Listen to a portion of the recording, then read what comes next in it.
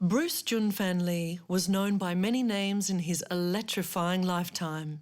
He was a Hollywood icon, a Hong Kong film star, a revolutionary martial artist, a philosopher, a teacher, a husband, and a father.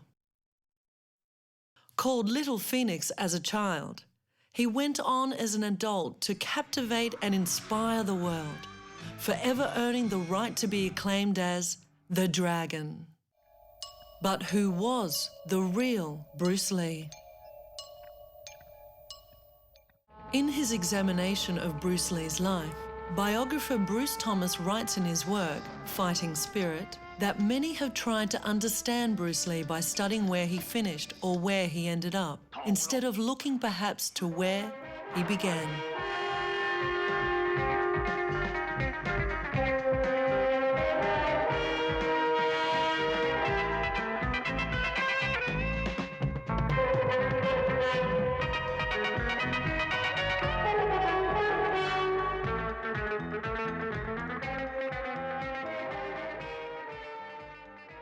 Bruce's journey began with the help of another man, a man who was there when he took his first important steps into a world that would forever change his life, the world of Chinese Kung Fu.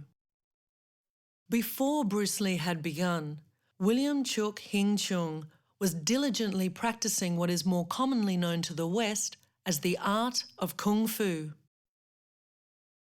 Today, at 69 years of age, William Chung personally embodies a tradition that is centuries old as the direct figurehead and Grandmaster to thousands of Kung Fu students across the world.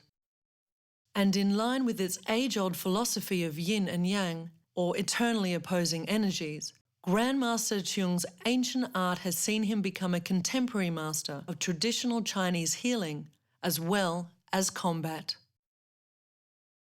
But it was back in the summer of 1954, amidst the chaotic streets and rooftops of post-World War II Hong Kong, when Grandmaster Chung befriended and introduced a young Bruce Lee to his first ever formal system of martial training.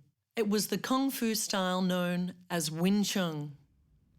Now, after 60 years of continuing the art that he and Bruce Lee shared, Grandmaster Chung reveals for the first time details and training methods of his close friend that few have heard or ever seen.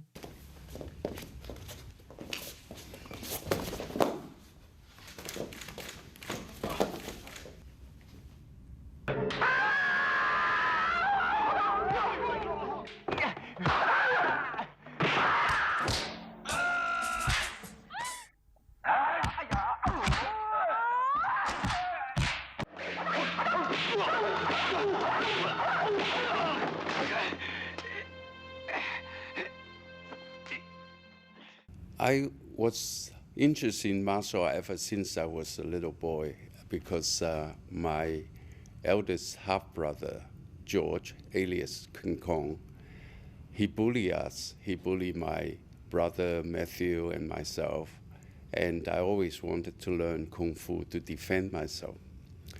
And when I was 10 years old, I joined the swimming club and I befriended with Wang Manleung. And Wang Manleung told me that his brother Shen Leung was doing boxing and been challenging Kung Fu master, have a lot of good results, and he beats up all of them. And one day Manleung told me that Shen Leung was going to challenge a Kung Fu master that practicing Kung Fu created by a woman. And I thought that was interesting, and I was invited to watch. So when we got to the premises, it was in Sam Shui Po, and on the second floor, and it was the restaurant workers union, that premises, and a middle-aged man came out. A skinny middle-aged man came out to welcome us, and Shen Leung didn't take much time to let his intention know, and he challenged this middle-aged man to a match. And Sun Leung was dancing in front of this man and jabbing him, and this man just steady with sudden move, and Wang Shunleung was fell down on the ground, and Sun Leung got up and dust himself and danced in front of this middle-aged man again, and he fell down again. And this scenario repeated itself another time, and we thought it's a good time to leave the place, because Wang Shunleung was no match for this man. So when we were on the street, we just looked at each other, silence, and never said a thing. Some months later, and I asked Man Leung that what's Wang Shunleung doing? And he told me that Wang Shunleung was training with this man in Wing Chun Kung Fu. And I thought, wow, that is the Kung Fu that I want to learn to defend myself. In the 1940s and 50s, post-war Hong Kong was going through some radical social and economic changes. Civil war had reignited in mainland China, and Hong Kong bore the brunt of many immigrants fleeing the unrest looking for new lives. With an influx of new business and cheap labour, the seeds of Hong Kong's future economic success was being sown, but at a price. Along with the financial growth came greed and corruption.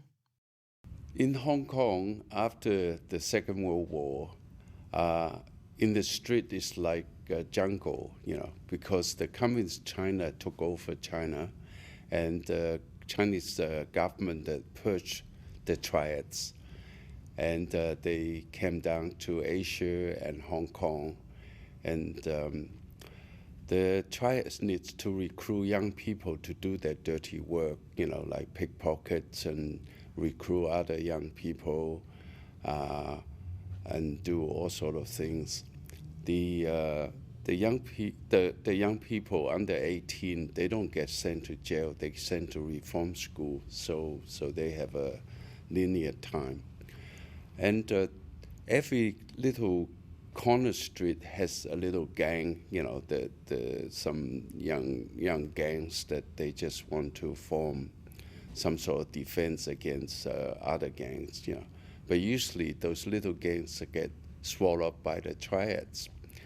And the triads also like to recruit celebrities and their family, their children, because they command a lot of respect and they can draw a lot of other young people into their gang.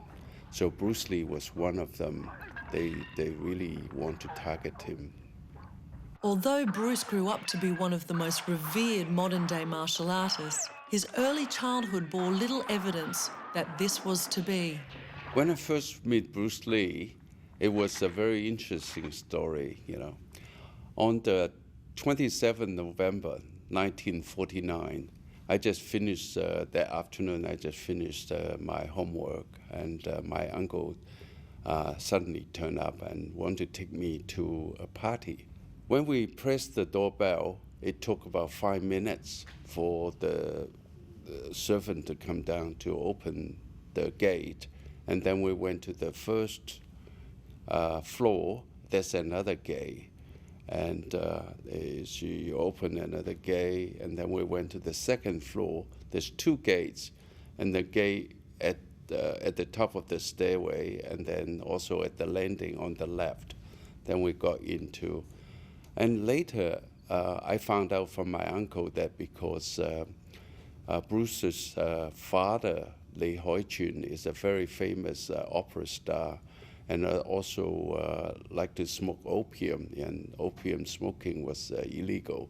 So all those gates to deter, to slow down the rates, so that he can put all the contrabandics away. I realized that there was we're going to Lei Xiulong, Bruce Lee's birthday party, the 9th birthday party, and a lot of his friends were there, Little Unicorn, and also son of the very famous movie stars also there, and the lunch was like a buffet, and so we all take a plate and get some food and go to the other room. But we weren't interested in eating because there were a lot of games there.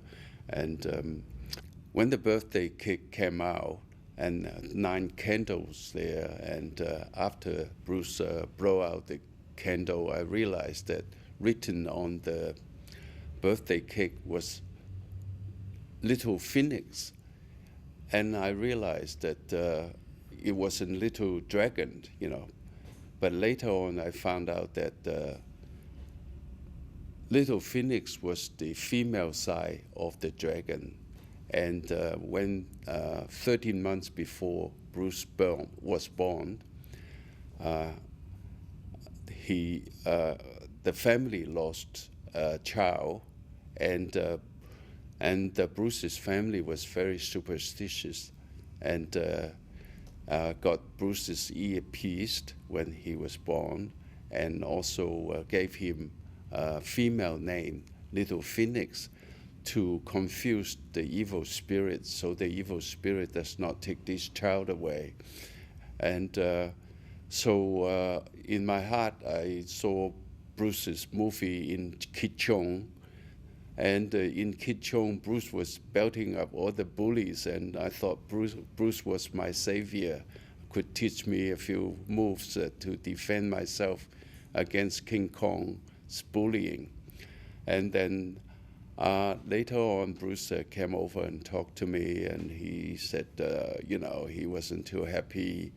He's really happy to get over his 9th birthday because all this year he had to wear a skirt to go to bed to confuse the evil spirit. And also he went to a primary school. It's also a girls' school.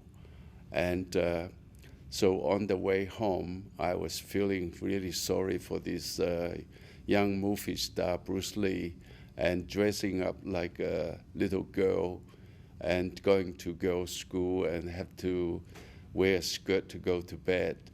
But however, later on, we become very good friends. As the friendship between the two boys grew, it became apparent that William Cheung's passion for the martial arts was to heavily influence the young dragon. I introduced Bruce Lee to Wing Chun Kung Fu. This was after summer 1953. Prior to that, I had been training Wing Chun for almost 2.5 years. In that summer, Bruce already moved from De La Salle College to St. Francis Xavier, which is 2 blocks away from the Yip Man Kung Fu School. And all this time, Bruce had a lot of trouble because he was targeted by the triads. And I was acting as his minder to pick him up after school. And so he's coming to watch me train in Kung Fu. And so he decided he should learn Wing Chun Kung Fu to defend himself because he saw me won so many fights in using Wing Chun. And so he thought that it would be good for him to learn something to take care of himself.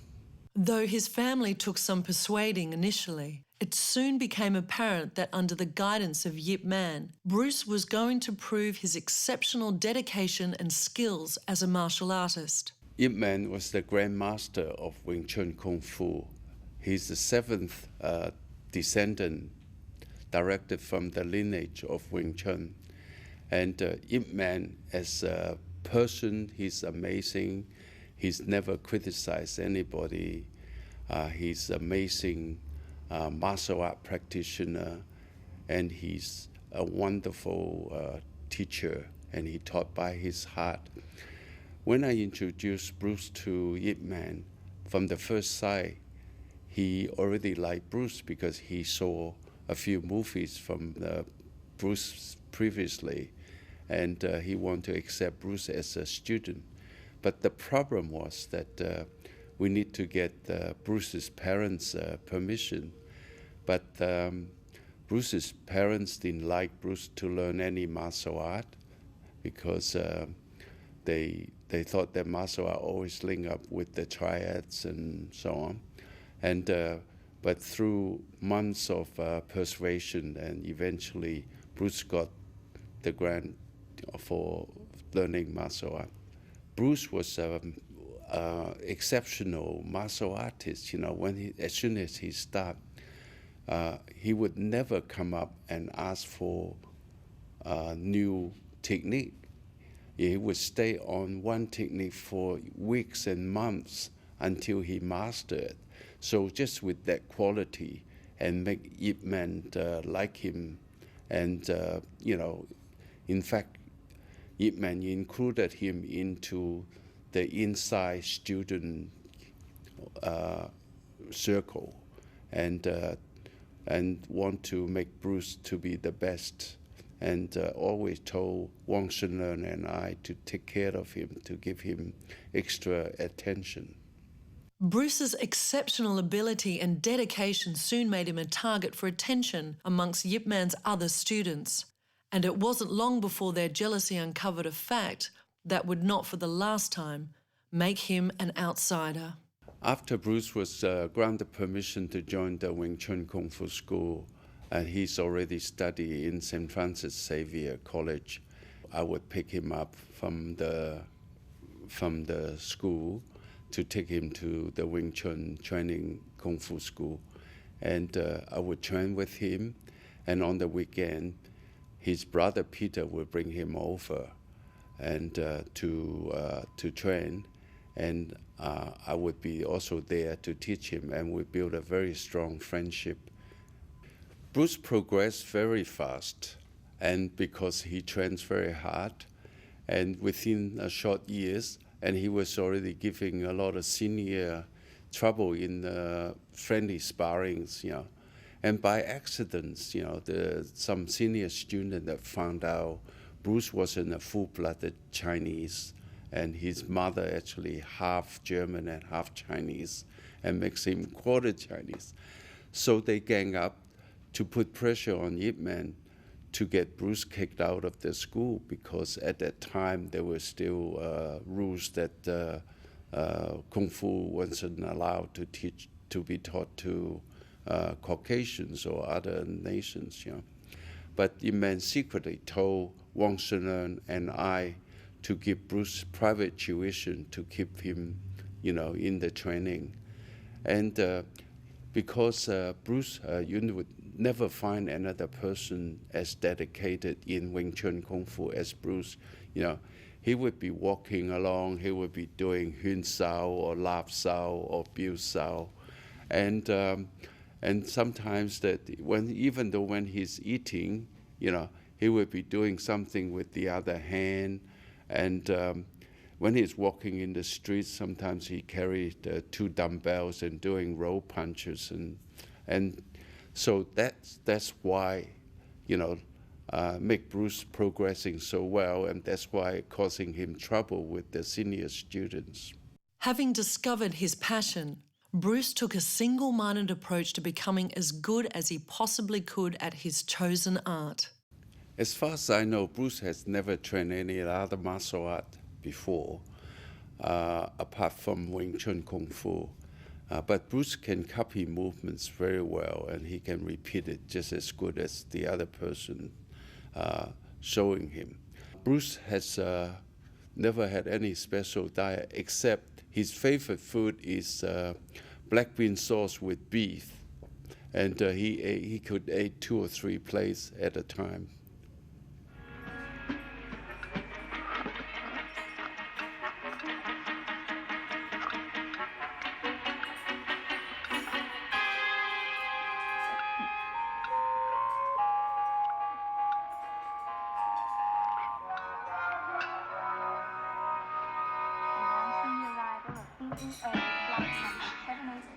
Thank you.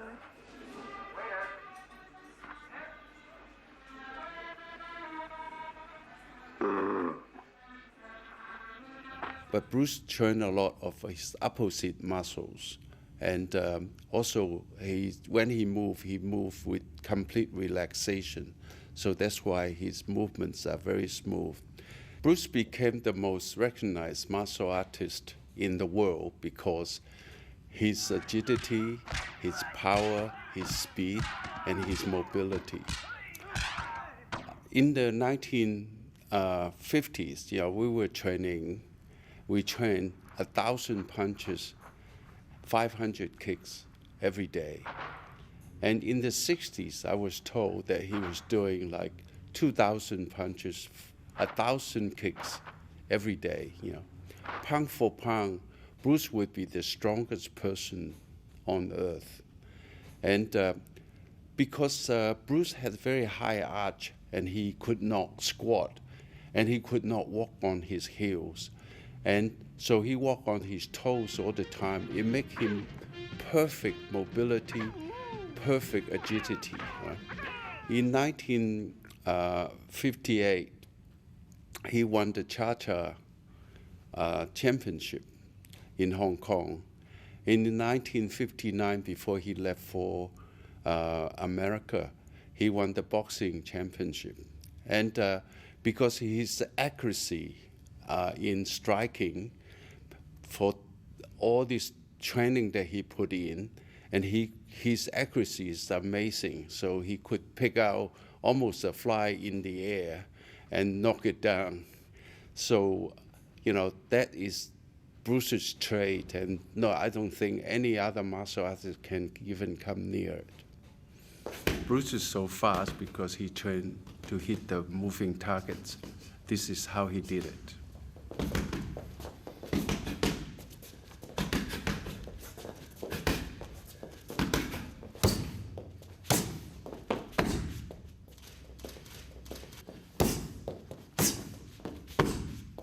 The young Bruce Lee and William Chung had an insatiable appetite for proving their abilities as martial artists. At that time, the streets of Hong Kong were rife with gangs, so opponents were not hard to come by. As innocent as these challenges may have seemed to the young men, the consequences proved to be far greater than they would ever have imagined. In Hong Kong in those days, the triad controls all the activities, and they employ or they recruit a lot of best fighters. And we were very interested to test the effectiveness of Wing Chun Kung Fu. So we had a lot of challenge matches, and we won all of them. And but the best fighters come from the triads, and when they lost, and they lost face, and they cannot justify to ask people for protection money, so it affects their business mostly. And the triads are protected by the police are protected by the politician. So in the end of 58, virtually almost every week we have 2 or 3 ambushes, in the street, and they come with knife and samurai swords and so on. And so by the end, they told us that we have to get out of Hong Kong because it's not safe for us, and they determined to get rid of us. Having been forced out of Hong Kong by the triads, William Chung relocated to Australia, whilst Bruce Lee went in search of his fortune in America. The two men were never to meet again in person, but over the years they kept in regular contact, often discussing their passion for the martial arts and the development of their personal styles. This is one of the letters sent to me by Bruce Lee. Dear William, it has been nearly 10 years now since I have been in the States. And when I sit down some evening, lost in my recollection of my memories, and you are among one of those that often pop up, I sincerely hope you and your family are enjoying the best of everything. During the last 10 years, Chinese martial art has always been a major part of my activities.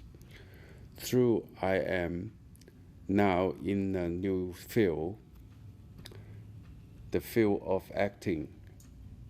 And my achievements in martial art is most satisfying. And the word Chinese has come in a long way in the circle of martial art due to the fact that all those of the US karate freestyle champs are studying under me. William, I have lost faith in the Chinese classical art, though I still call mine Chinese, because basically all styles are product of land swimming. Even the Wing Chun school. So my line in training is more towards efficient street fighting with everything goes, wearing headgear, gloves, chest guards, shin, knee guards, etc. For the past 5 years now, I've been training the hardest, and for the purpose not just dissipated hit-miss training. I'm running every day, sometimes up to 6 miles. I've named my style Jeet Kune Do. Reason for my not sticking it to Wing Chun because I sincerely feel that this style has more to offer regarding efficiency. I mention all the above because it is a major event in my life and like to fill you in with it. I have been doing good too in the field of acting.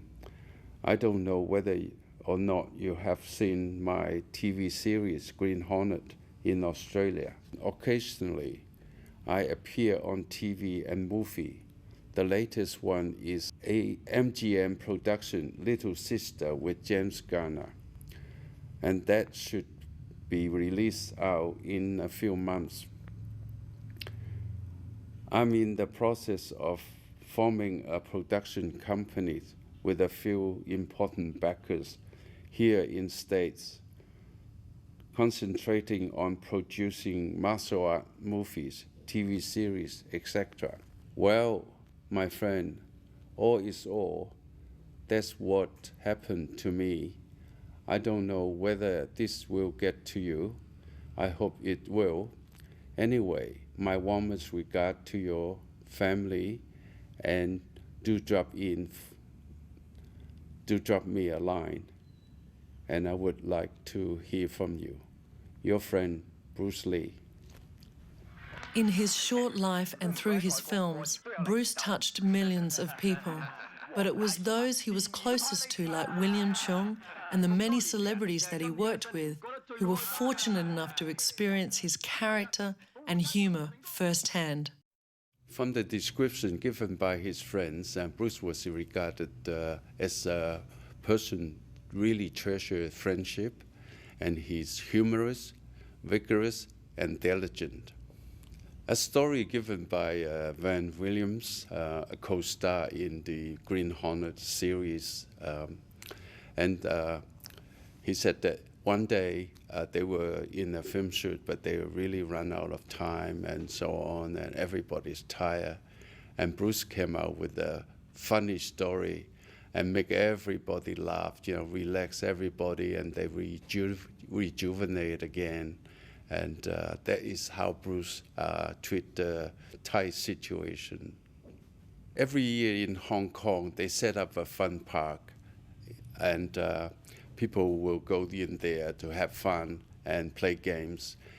And one of the games was that you use a hammer to hit the pet, and the another hammer would run up to measure how much power your hit is, and if you hit the bell, and you would win a trophy.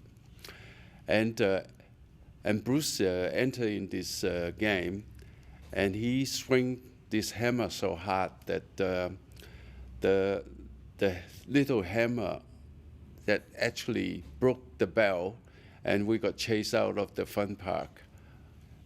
Once James Coburn and Bruce were flying from New Delhi to Bombay to look for a location for his new film, Silent Flute. And during the flight, and Bruce was hitting a pad with his right hand for over an hour. And then he repeated with his left hand. And James Coburn said, "Hi, my friend, would you please stop?" And Bruce said, "No, I can't stop. I had to keep practicing."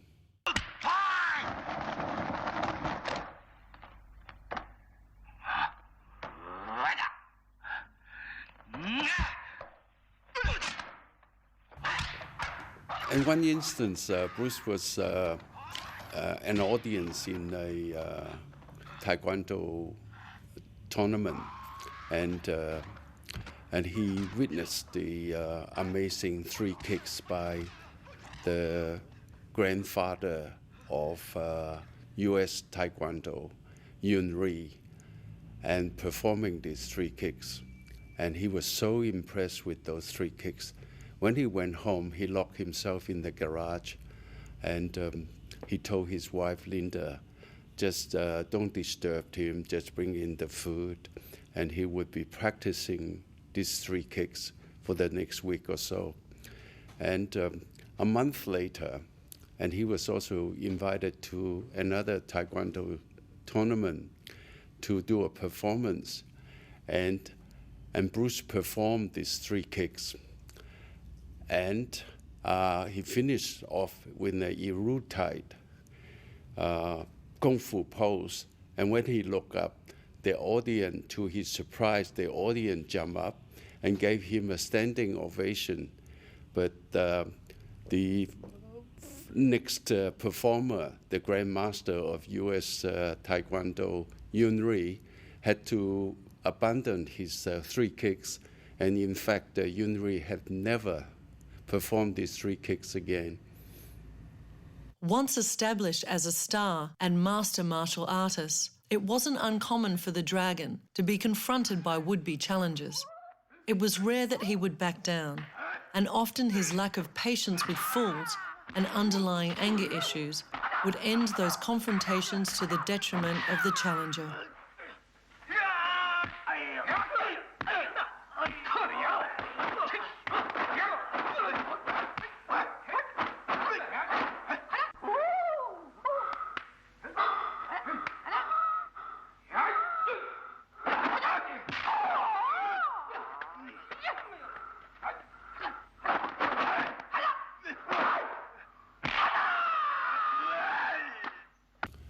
In one occasion, Sekin, the Han, playing Han in the Enter the Dragon, invited Bruce to his mansion and to show off his training gym.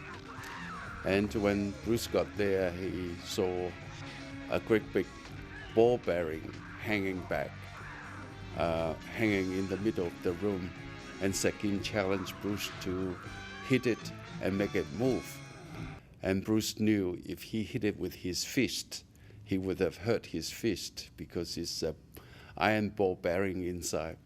So instead, he went up there and palm pushed it, and the whole thing fell down, and which Sekin was a bit annoyed because that was his pride and joy.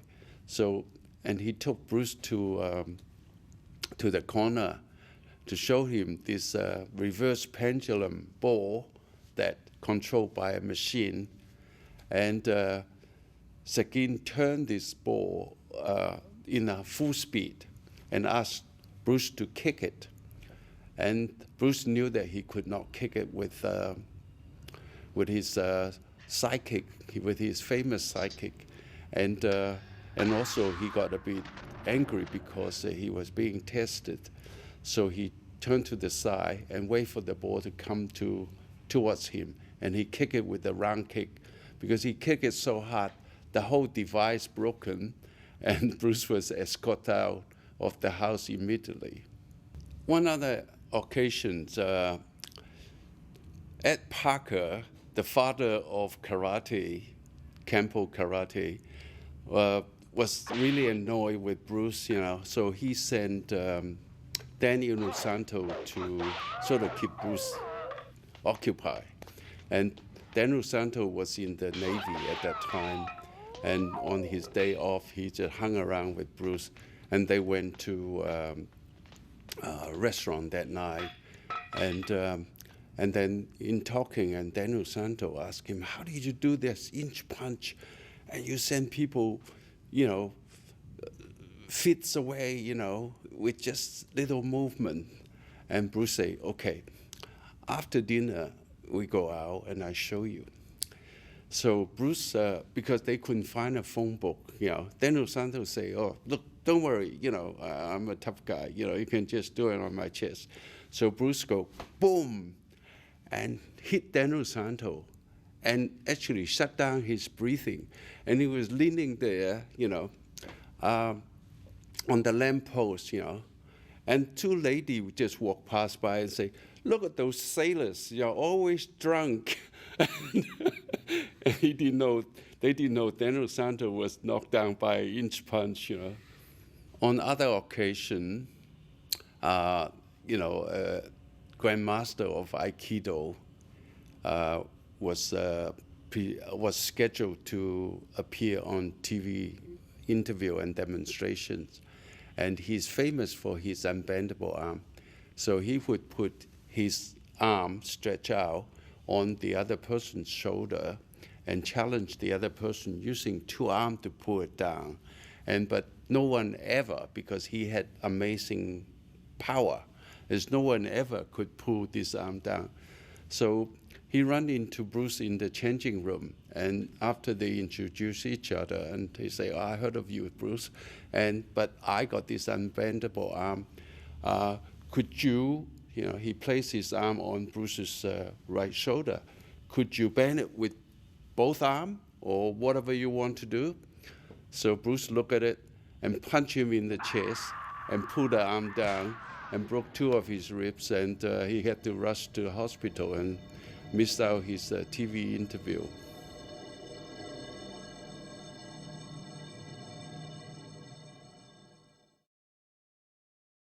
The controversy surrounding Bruce Lee's death on the 20th of July 1973 is as enigmatic as the man was himself.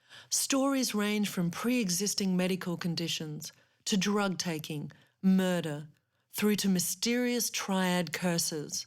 Whatever the cause, the fact remains that at the age of 32, the world lost one of its most inspirational and best-loved martial artists and actors. Close to midnight, 22nd of July, 1973, my eldest brother, King Kong, called me and told me Bruce has passed away. The reason that Bruce's death wasn't reported because Bruce was rushed to hospital, registered the name of Lei Jianfan. And in Hong Kong, his name was known as Lei Xiulong, so nobody sort of connected Lei Jianfan was Lei Xiulong. Only after a journalist picked it up, and so he reported it on the newspaper, and then all the commotions, the rumor about how he died and so on, and I was stunned, by that phone call, and I couldn't say anything for almost a minute, and I told my brother that I had to call him back. So after I called him back, I learned a bit more that, Bruce was, in fact, loved and treasured by so many people. And it's so sad to lose your best friend, and also a great martial artist and a great human being. In 1984, 11 years after Bruce Lee's passing, Grandmaster Cheung went on to set the world record for the greatest number of punches thrown in a single second. The results were measured at the prestigious Harvard University in Boston, Massachusetts. Grandmaster's continuation of Wing Chun training saw him achieve a blinding feat of 8.3 punches per second.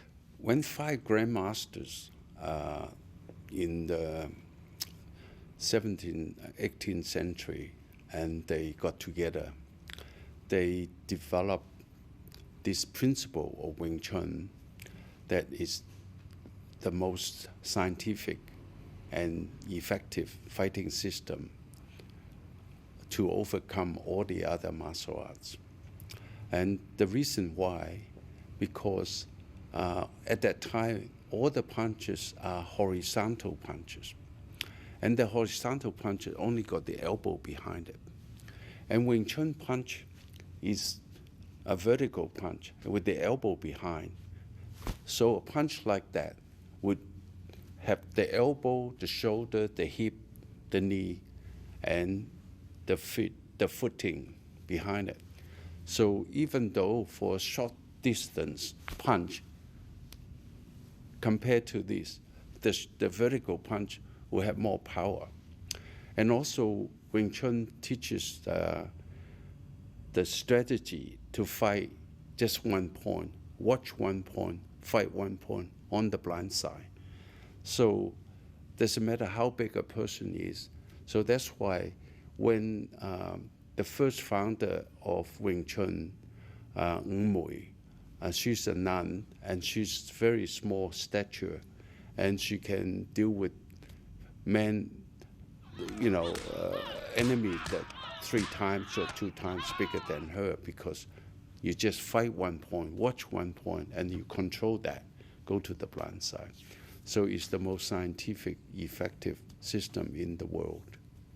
Although there is no question that Bruce and William had a natural ability as martial artists, it wasn't this that they relied on to reach the top of their game. Dedication and hard work were paramount in their training to become the best in their chosen discipline. For the 4.5 years, Bruce and I training together, and we trained extensively. Most of the training sessions are over 3 or 4 hours, non-stop. And one of the main thing that we trained was that we repeat all the techniques until we master it. So we never sort of trying to skip something. And so our basic and foundation is so good that make us superior to all the other martial artists. Bruce was an exceptional Wing Chun practitioner and, as a perfectionist, he expected other martial artists to show the same level of commitment that he gave. Seemingly over time, he became disillusioned and frustrated, to a point that he decided to take matters into his own hands. I think Bruce was misinterpreted. And during the Hong Kong period, we did a lot of challenge matches, and we won all of them.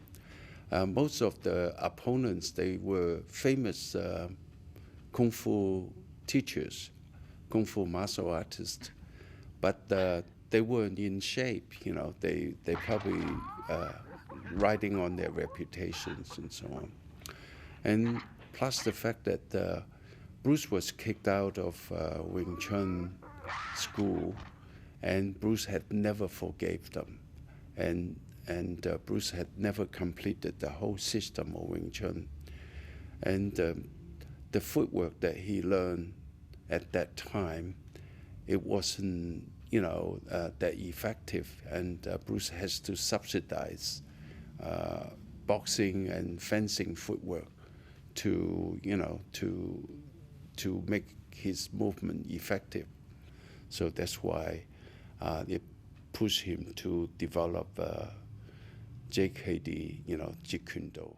Jeet Kune Do was developed as a hybrid of styles, but ultimately its basis lay in Wing Chun Kung Fu. And it was Bruce's unfathomable ability in the classic art that made his new style so formidable. What is this thing you do? In Cantonese, Jeet Kune Do, the way of the intercepting fist. Intercepting fist, huh? Or foot. Come on, touch me. Any way you can.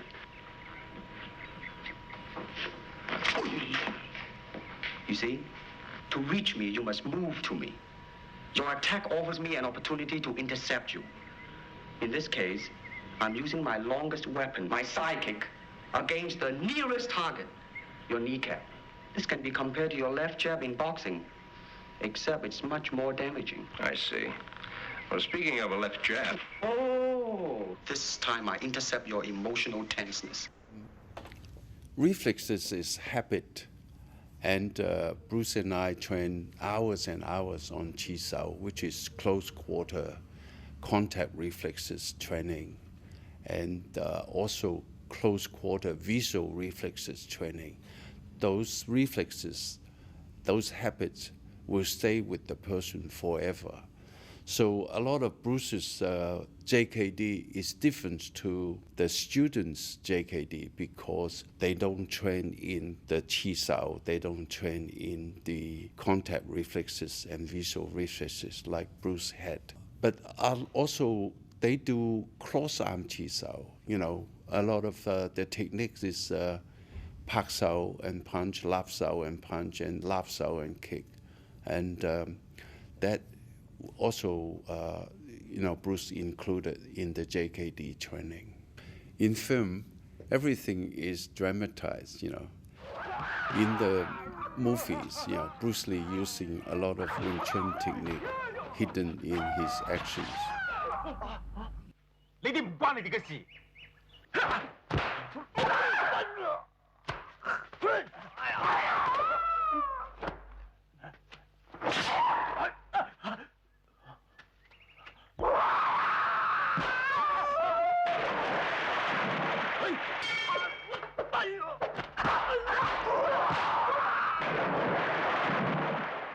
Grandmaster Cheung shows just how much of the original art of Wing Chun remained in his friend's movie choreography. This drill is called cross-arm Chi Sao. Bruce Lee used this technique in many of his movies.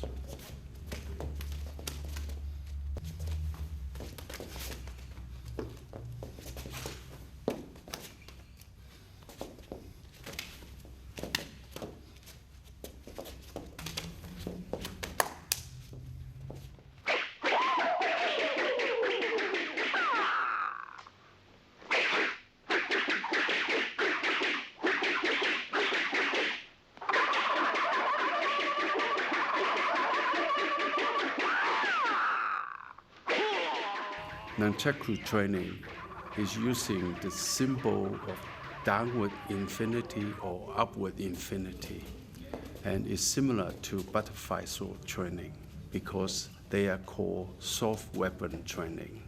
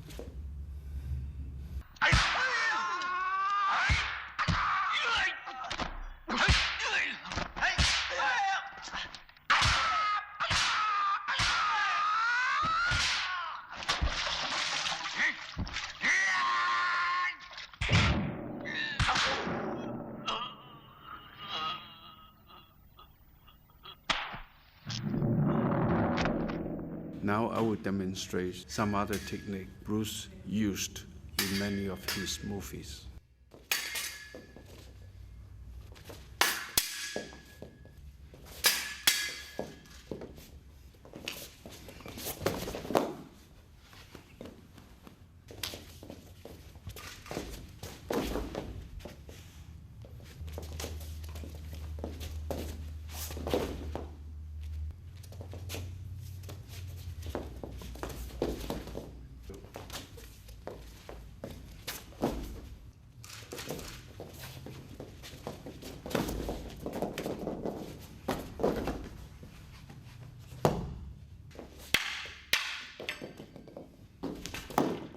Many have asked, what would Bruce Lee be like today? What would he be doing had he lived past his untimely death at age 32? Well, Bruce has developed JKD and reached the pinnacle of his fighting art. I think, he would be focused all his energy on the healing art, not necessarily Chinese medicine, maybe Western medicine, to help people get healthier and free of disease.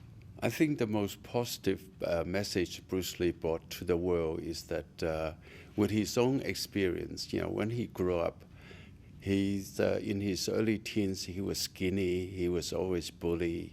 And then after he joined up Wing Chun, he so dedicated and determined, and he transformed himself to be the best fighter in the world and best martial artist in the world.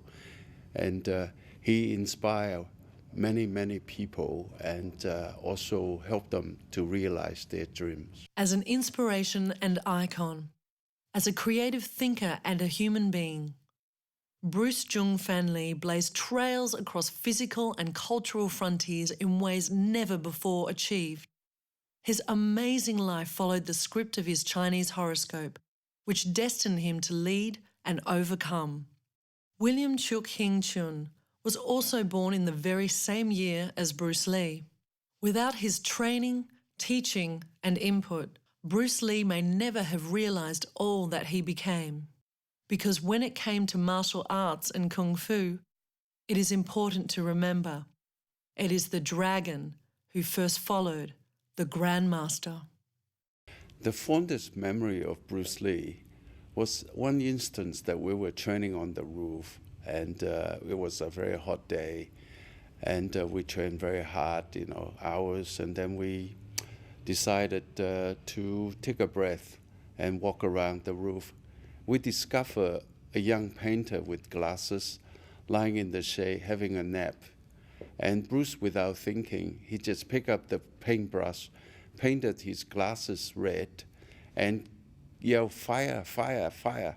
So the young painter jumped up and thought the whole building was on fire because he was behind the painted red glasses. And we had to rescue him because he literally fell out of the roof. The look of Bruce, it was just the fondest memory I had because he's such a jester and he's such a friend, and we spent so many wonderful memory and activities together. No more hands to give my love to you, but you know I've done what I must do.